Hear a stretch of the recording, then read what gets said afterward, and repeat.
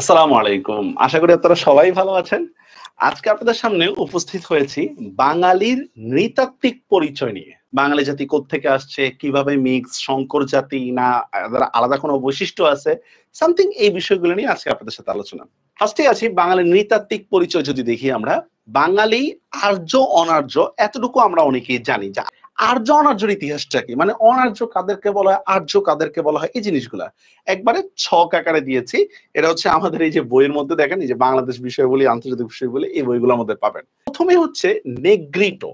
Negrito কারা দেখেন? বাংলার আদিম অধিবাসী ভিল, সাঁওতাল, মুন্ডা এই যে উপজাতিগুলো আছে এদের পূর্বপুরুষে হচ্ছে নেগ্রিটো। এরা কিন্তু কিছুটা নিগ্রো টাইপের বা কালো টাইপের কিছুটা। অস্ট্রিক জাতি এদেরকে উৎখাত করে। অস্ট্রিক বা নিষাদ জাতি এরা সবাই কিন্তু অনার্য। এই যে প্রথম চারটা যেটা দেখলাম না, এরা সবাই কিন্তু অনার্য। অস্ট্রিক বা নিষাদ জাতি দেখেন বাঙালি জাতির প্রধান অংশ গড়ে উঠছে এখান থেকে। এই যে হলুদ কালার করে যে তথ্যগুলো দিচ্ছে এগুলো বেশি গুরুত্বপূর্ণ। প্রায় ৫,০০০ বছর আগে ইন্দোচীন, ইন্দোচীন মানে আপনারা লেখা রাখেন তিনটা দল বলে, এটা তিনটা দেশ, লাওস, কম্বোডিয়া, ভিয়েতনাম, এই তিনটা দেশকে বলা হয় ইন্দোচীন। ইন্দোচীন থেকে বাংলায় প্রবেশ করে আদিম অধিবাসীদের ভাষা ছিল অস্ট্রিক। তার মানে দেখেন অস্ট্রিক যেমন একটা জাতির নাম, অস্ট্রিক একটা ভাষার নাম। আমাদের ভাষা বাংলা কিন্তু জাতি হিসাবে আমরা বাংলাদেশী। দ্রাবিড় বাংলায় অনুপ্রবেশকারী হিসেবে খ্যাত। অনুপ্রবেশকারী এটা দক্ষিণ ভারত থেকে আসছে, সভ্যতায় উন্নততর বলে এরা অস্ট্রিক জাতিকে গ্রাস করে নেয়। বুঝিনি আমরা অস্ট্রিকরা নিগ্রোদেরকে তাড়াইছে, পরবর্তী দ্রাবিড়া এসে অস্ট্রিকদের তাড়াইছে। তবে হ্যাঁ, দ্রাবিড়রা নিগ্রোদের মতো মানে হচ্ছে অস্ট্রিকদেরকে সমূলে উচ্ছেদ করতে পারে নাই। শেষ পর্যন্ত তাদের মধ্যে মিক্স আপ হয়ে গেছে, যেটাই আমাদের বাঙালি জাতির একটা অংশ। ভোটেচিনীয় বা মঙ্গোলীয় এই যে আমরা চাকমা টাকমা এদের দেখি না, এরা কিন্তু প্রায় এই বাঙালি জাতি গঠিত হওয়ার প্রায় ৫০০ বছর পরে আসছিল এই টাইপের। তো দেখেন এরা কিন্তু কিভাবে যেন আলাদা থাকে, এরা কিন্তু আমাদের সাথে মিশে না। মঙ্গোলীয় আমরা এগুলা ডিটেলস আলোচনা করব। এই দেখেন তাহলে এই চারটা হচ্ছে আমাদের অনার্য গোষ্ঠী। অনার্য গোষ্ঠী দেখছেন এই চারটা। এরপর কারা আসছে? আর্যরা আসছে। আর্য কারা দেখেন? যারা ল্যাটিন, হিব্রু, জার্মানি ভাষায় কথা বলে তাদেরকে আর্য বলা হয়। আচ্ছা, ভালো কথা। এদের আদি নিবাস ছিল ইউরাল পর্বতের দক্ষিণে। রাশিয়ার মধ্যে কিন্তু এই পর্বতটা আছে, ইউরাল পর্বত।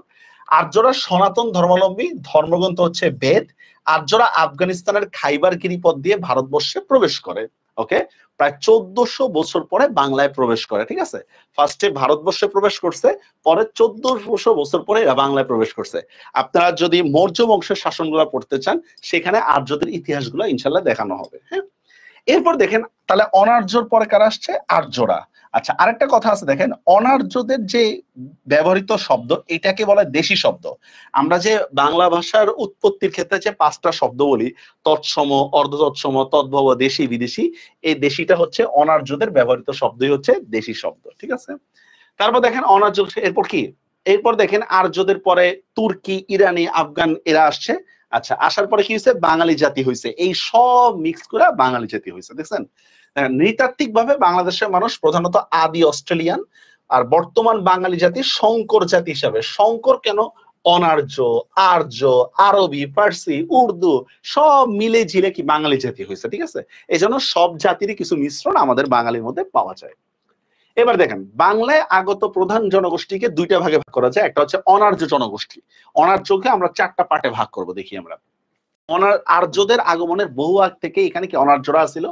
প্রাচীনকাল থেকে এরা বাংলা অঞ্চলে বসবাস করে আসছে। এরাই বাংলার আদিম জনগোষ্ঠী। অনার্য জনগোষ্ঠীর আবার ৪টি প্রধান শাখায় বিভক্ত অনার্য জনগোষ্ঠী। একটা কি? নেগ্রিটো। নেগ্রিটো কাদেরকে বলে দেখেন?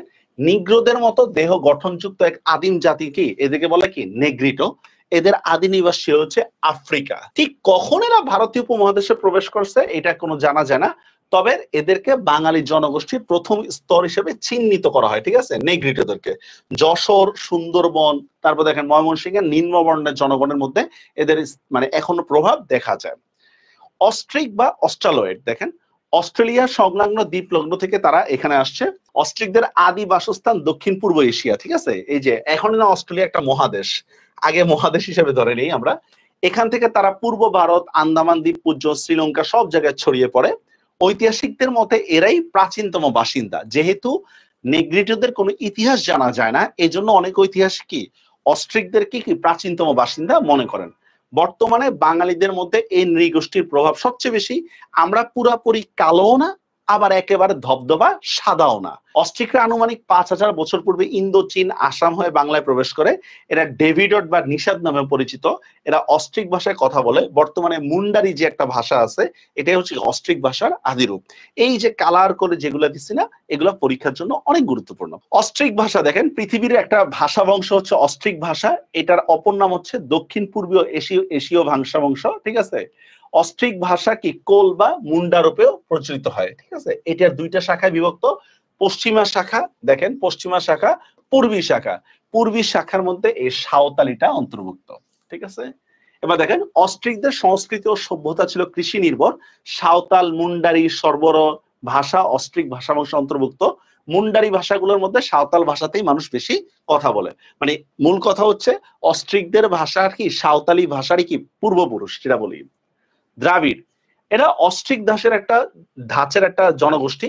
অস্ট্রেলিয়ার আদিম অধিবাসীর সাথে মিল আছে বলে এদেরকে আদি অস্ট্রেলিয়া বলা হয়। এরা ভূমধ্য সাগরীয় অঞ্চল থেকে ভারত উপমহাদেশে আসে।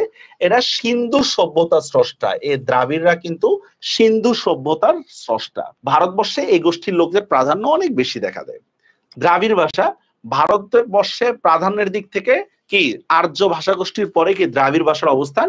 ভারতবর্ষের 1/4 হচ্ছে দ্রাবিড় ভাষী, ঠিক আছে। দ্রাবিড় ভাষা গোষ্ঠীর মধ্যে কি চারটি দেখেন, দক্ষিণী, উত্তরা, মধ্য এশীয়, বেলুচিস্তানি। আপনারা ইন্ডিয়া গেলে দেখবেন এক এক জনগোষ্ঠীর এক এক রকম কালচার, ঠিক আছে। ওইটার কথা এখানে বলতেছে। তারপর আসেন মঙ্গোলয়েড, দেখেন এই যে চাকমা টাকমা, এদেরকে পূর্ব এশিয়া অঞ্চলে মঙ্গোলয়েড নরগোষ্ঠী বসবাস করত।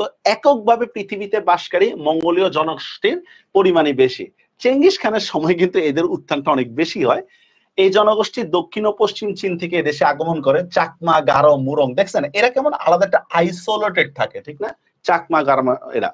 তাহলে এতটুকু গেল আমাদের কি অনার্যদের ইতিহাস। এরপর দেখেন, পরবর্তীতে আরব, তুর্কি, পারস্য, ইংরেজ সহ বিভিন্ন জনগোষ্ঠীর সংমিশ্রণ ঘটে। এভাবে দেখা যায় বাঙালি কোনো বিশুদ্ধ নৃগোষ্ঠী নয়। বাঙালি জাতি গঠনে নানা জনগোষ্ঠীর প্রভাব রয়েছে। এই জন্য বাঙালি জাতিকে সংকর জাতি বলা হয়। আর বর্ণ সংকরতা মানে এই যে রূপ বৈচিত্র্য, ঠিক আছে, সবকিছুর বৈচিত্র্য, এটাই বাঙালি জাতির বৈশিষ্ট্য। আমরা কিন্তু কোরিয়ান বা জাপানিদের মতো না যে দেখতে সবগুলা প্রায় এক, এরকম না। অস্ট্রিকরাই হচ্ছে এদেশের প্রথম জনগোষ্ঠী। অনেকের মতে নেগ্রোটিদের হটিয়ে অস্ট্রিকরা এদেশে বসবাস শুরু করে। এরপর দ্রাবিড়রা এদেশে আগমন করে। সভ্যতায় উন্নত বলে এরা অস্ট্রিককে গ্রাস করে ফেলে। আর কারো কারো মতে দ্রাবিড় অস্ট্রিকদের মিলে বর্তমান বাঙালি জাতির প্রায় 3/4, ঠিক আছে। তারপর প্রায় 2500 বছর পূর্বে কি আর্যদের দাপট পরিলক্ষিত হয়। আর্যরা এদেশে বর্ণাশ্রম প্রথা, বর্ণাশ্রম মানে বুঝেন এই যে বিভিন্ন প্রথা আছে না, শূদ্র, কায়স্থ, ব্রাহ্মণ, হাবিজাবি, এগুলা সৃষ্টি করে। বাঙালি ব্রাহ্মণ, কায়স্থ, আর্য জনগোষ্ঠীর অন্তর্ভুক্ত। মঙ্গোলীয়দের একটি অংশ এদেশে বসবাস করলো। বাঙালি নরগোষ্ঠীর মধ্যে তাদের প্রভাব কম, বুঝতে পারছেন। চাকমা টাকমা এদের প্রভাব তেমন একটা দেখা যায় না। মঙ্গোলীয় জনগোষ্ঠীর পর আসে শক জাতির লোক। তাহলে এতক্ষণ আমাদের পরিচয় গেল অনলি অনার্য নিয়ে। এবার দেখেন আর্য।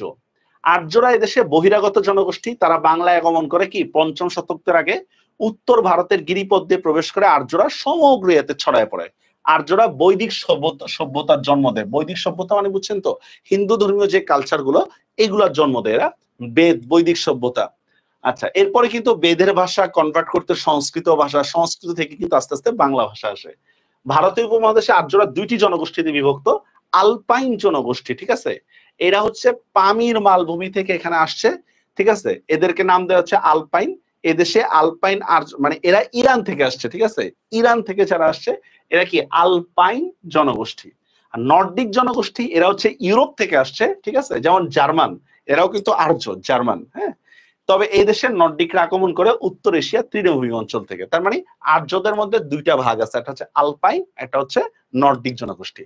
এই হচ্ছে বাঙালি জাতির কি বলা যায় যে নৃতাত্ত্বিক অবস্থান, ঠিক আছে। অনার্য কারা ছিল, আর্য কারা ছিল, কিভাবে তাদের মধ্যে প্রভাব, মানে তাদের প্রভাবগুলো কিভাবে বাঙালির মধ্যে বিস্তার করেছে সে সম্পর্কে আলোচনা। দেখা হবে পরবর্তী ক্লাসে নতুন কোনো ভিডিও নিয়ে। কেমন লাগে ক্লাসগুলো কমেন্টে জানাবেন। সবাই ভালো থাকবেন। আল্লাহ হাফেজ।